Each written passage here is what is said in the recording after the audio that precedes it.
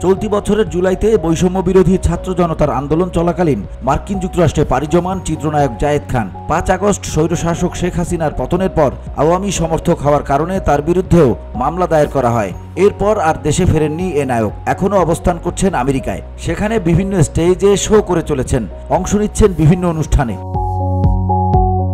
এবার তিনি শুরু করেছেন উপস্থাপনা। নিউ ইয়র্ক থেকে প্রকাশিত বাংলা সংবাদপত্র ঠিকানায় উপস্থাপক হিসাবে যোগ দিয়েছেন। পত্রিকাটির ডিজিটাল প্ল্যাটফর্মে বিনোদনমূলক একটি টক শো উপস্থাপন করবেন তিনি।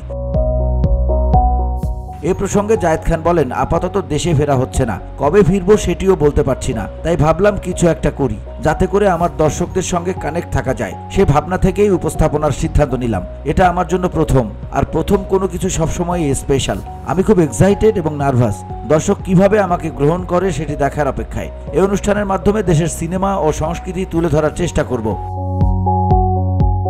BOD Bangla news desk.